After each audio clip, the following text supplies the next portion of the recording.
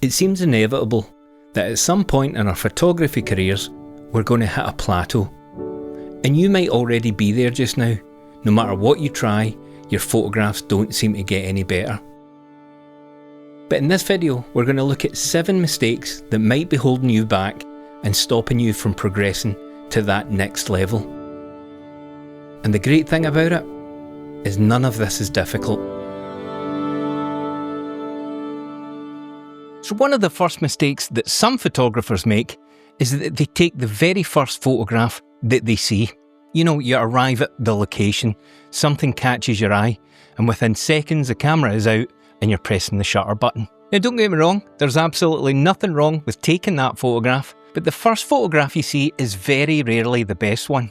The problem is that when we do this, we're reacting to the scene rather than studying it. So instead, slow down, have a look around, walk maybe a little bit further, change your angle, look for foreground, maybe look for a cleaner background, and ask yourself, what is it that actually caught your attention in the first place? Because sometimes the photograph you're looking for is only a few steps away from the one you nearly took. The photographers who consistently create the strongest images aren't usually the ones that are the quickest to press the shutter button. They're the ones who take the time to understand what they're photographing before they take the shot. And more often than not, when you do that, you will come home with a much stronger photograph. Okay, this mistake sort of carries on from the first one. And now that you've been taking photographs for a while, it's definitely something that you need to stop doing. And that is trying to capture absolutely everything that you can see in one single photograph. So instead of thinking, can I get the castle, the trees, the sky, the water, the beach, the wildlife, and the sun and the moon, whatever it may be, instead of that, think about what the most important elements are and then start excluding things from the photograph.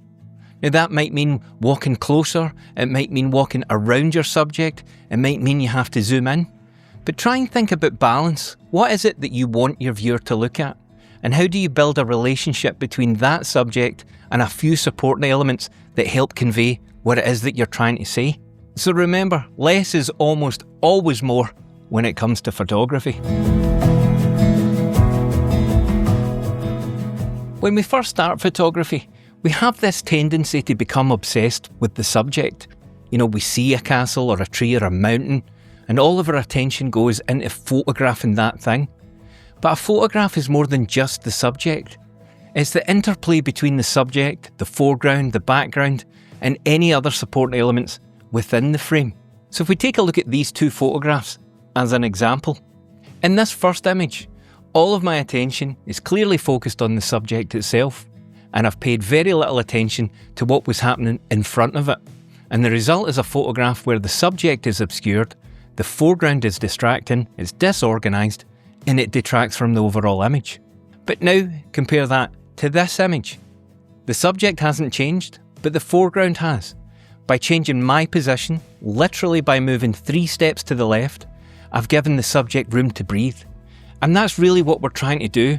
We're trying to give the viewer an obvious place for their eye to land. And sometimes the difference between a good photograph and a great photograph isn't a new camera, a new lens, or even a new location.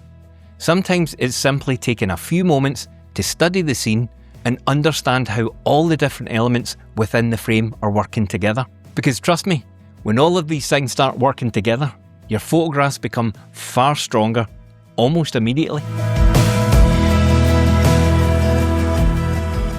If you want to get the most out of your photography, then I would heartily recommend having a look at my 2 ebooks. They are specifically designed to help you develop as a photographer, and they're written in straightforward, easy to understand chapters. I mean, obviously I'm going to say it, but are these maybe the best ever photography ebooks ever written? Well, you can decide, and you can pick up both as a bundle right now with a 20% discount. And as always, the link is in the description. Right, back to more mistakes. So on to one of my favourite tips. And the reason it's one of my favourites is because it creates a dramatic improvement in your photographs, yet it takes almost no extra skill apart from bending your knees. And like I say in my ebook, you're not a tourist. Our job is not here to take snaps. Our job is to make photographs and to tell stories. And one of the quickest ways to improve your photographs is to stop shooting everything from eye level.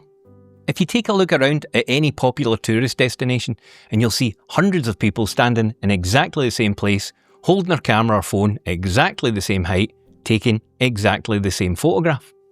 And the problem with that is that when everybody shoots from the same position, everybody ends up with the same output. But photography is all about perspective.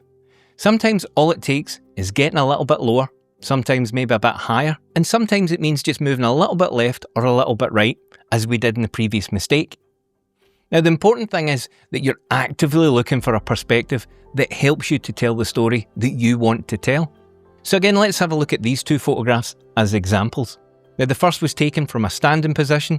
It's a perfectly fine photograph, but there is no foreground other than the water leading out to the lighthouse. And yes, that creates a clean image, but take a look at this photograph. By simply bending my knees and getting a little bit lower, I've managed to introduce a foreground and frame that lighthouse. And now it's very obvious where I want your eye as the viewer to go. And that's why this tip is so powerful. You're not changing your camera, you're not changing your lens, you're simply changing your perspective. And yet the improvement can be stunningly dramatic.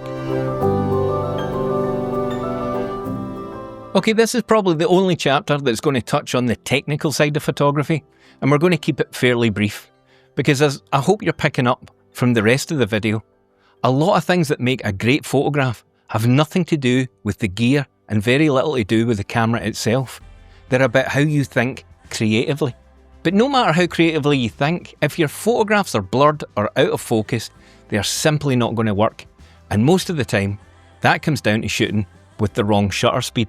You see, a lot of photographers use shutter speed, ISO and aperture for one thing only, and that's controlling the amount of light coming into the camera.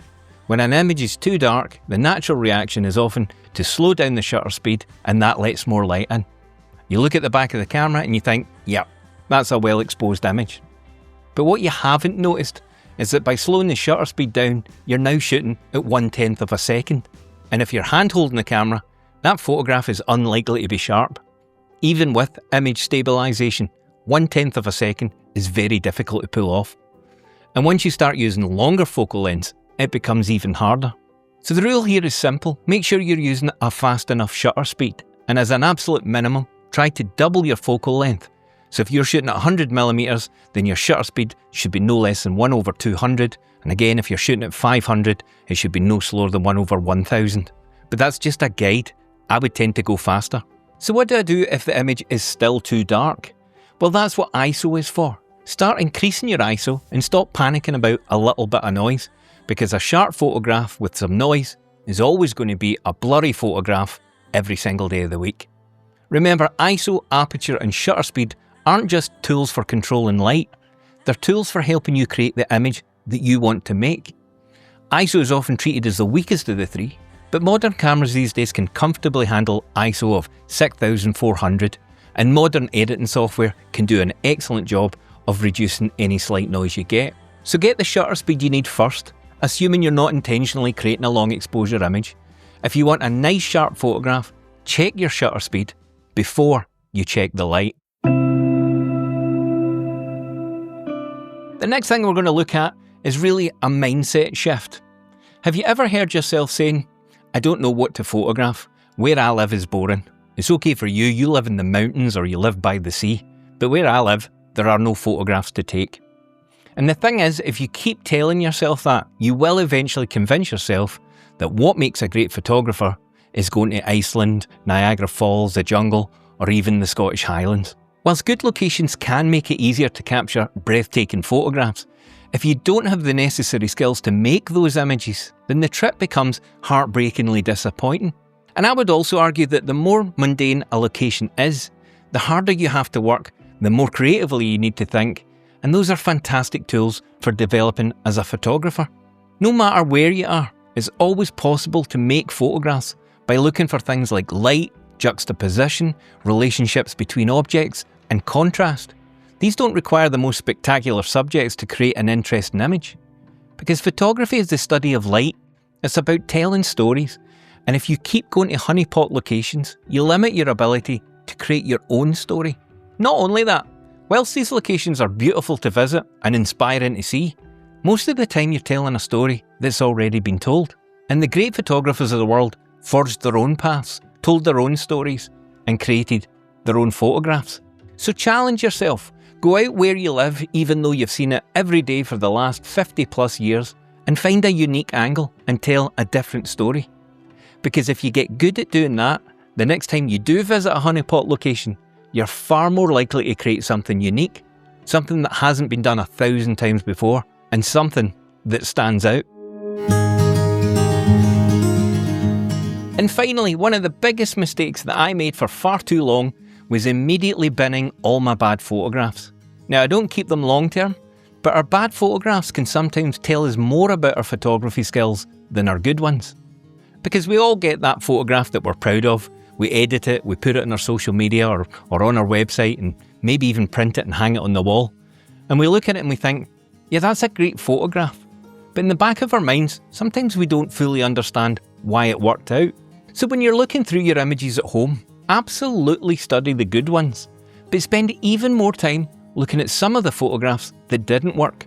You know, the ones where you thought about the composition and you waited for the light, the ones where you did all the things that you believe were right, yet the final image still didn't live up to your expectations.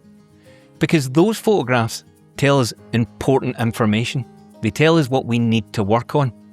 They tell us which skills need developed, and they tell us what to look out for the next time we head out with our camera. So before you hit delete, spend a little bit of time understanding why the image failed. If you notice there's a mistake that keeps cropping up, keeps appearing over and over again, then that's what you need to focus on, and that's what you need to fix. Because as photographers, that's how we improve, that's how we develop new skills, and ultimately, that's how we make better photographs. So if this video has inspired you to dig a little bit deeper, then I'd recommend watching my previous video on another 7 mistakes that new photographers tend to make. Thanks for watching, guys, and as always, I will see you in the next one.